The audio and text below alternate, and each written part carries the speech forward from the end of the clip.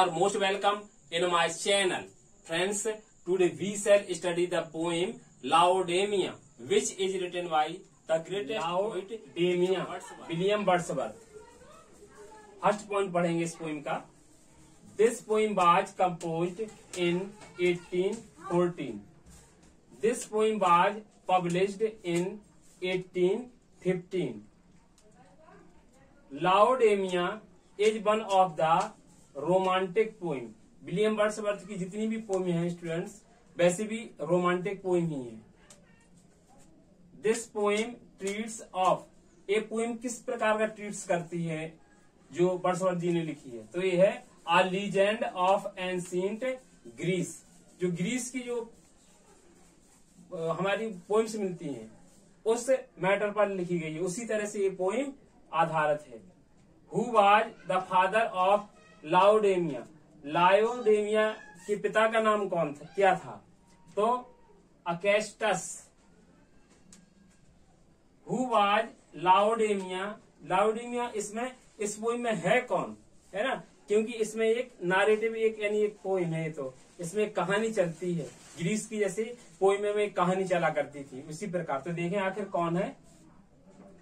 She was the queen of the king Protesilaus, यानी जो इसमें प्रोटिलॉस यानी जो राजा होता है उसकी यानी पत्नी होती है, उसकी एक क्वीन होती है जो ट्रोजन के युद्ध में मारा जाता है हेक्टर के द्वारा. हाउ वाज प्रोटेसिलॉस डाइड, देखिए प्रोटिलॉस आखिर कैसे मारा जाता है. He was killed by Hector who was the great Trojan hero, जो हेक्टर एक ट्रोजन का जो हीरो होता है उसके द्वारा इसके हस्बैंड की मौत देखेंगे. ये Laodamia prays in the beginning of the poem god Jove या जुपिटर. जो लाओडेमिया होती है इस पोएम की प्रारंभ में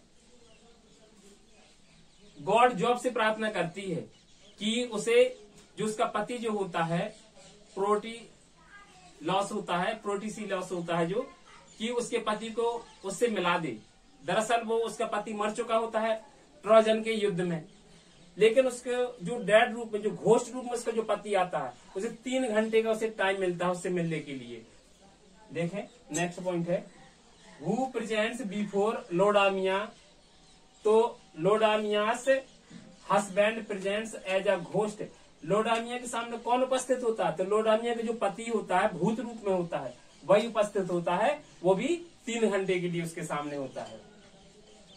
who brings Laodamia's dead husband beside her, और लाओडेमिया का जो डेड हस्बैंड होता है वो लाओडेमिया के पास कौन लेकर के आता है ना, तो देखेंगे आ गॉड हर्मीज नाम का जो गॉड होता है वो लेकर के आता है लाओडेमिया के पास में.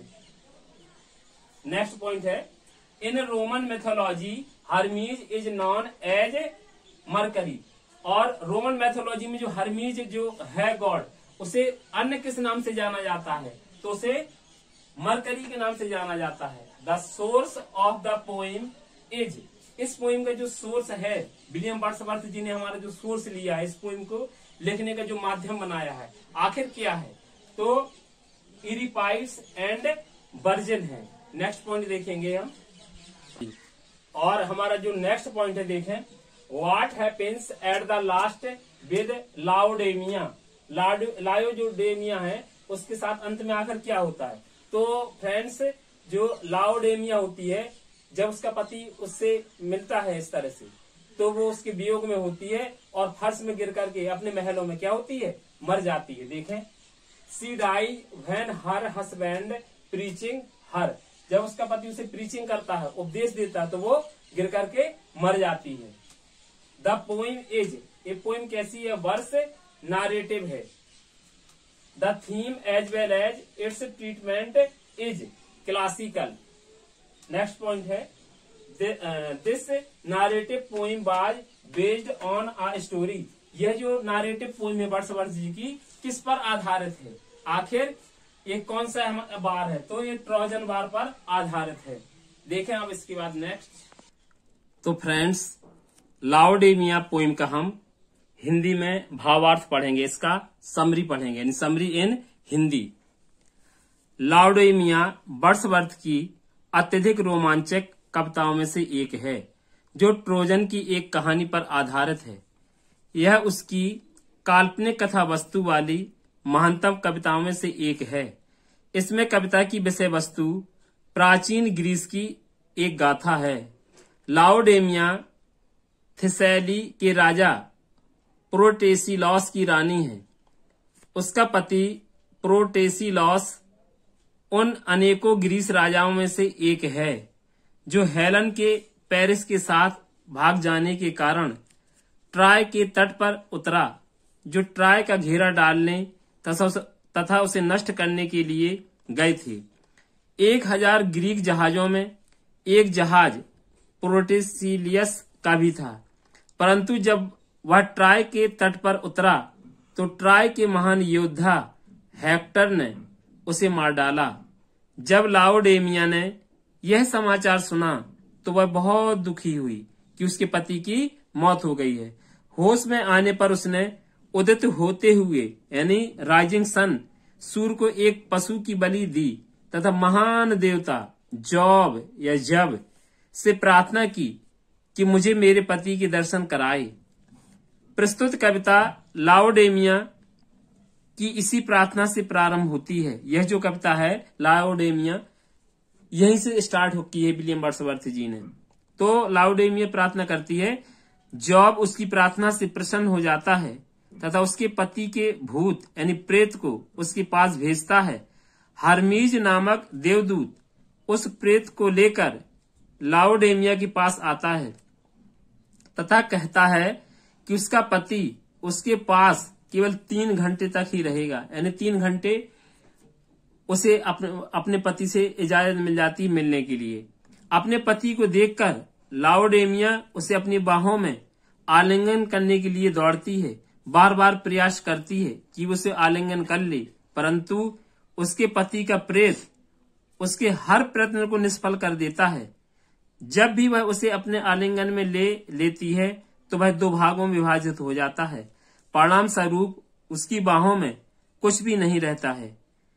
तब वह उससे आग्रह करती है कि तुम मेरी बाहों में आ जाओ, कारण देवताओं ने तुम्हें मेरी प्रार्थना को स्वीकार करके सजीव बनाकर मेरे पास भेजा है, ऐसा लाओडेमिया कहती है। इस पर वह कहता है, तुम्हें अपने प्रेम पर नियंत्रण करना चाहिए, कारण देवताओं को भौतिक प्रेम अच्छा नहीं लगता। लाओडेमिया एक बार फिर उसे समझाने की कोशिश करती है, परंतु उसकी कोशिश बेकार चली जाती है। इसी तरह बातचीत करते करते 3 घंटे का समय व्यतीत हो जाता है।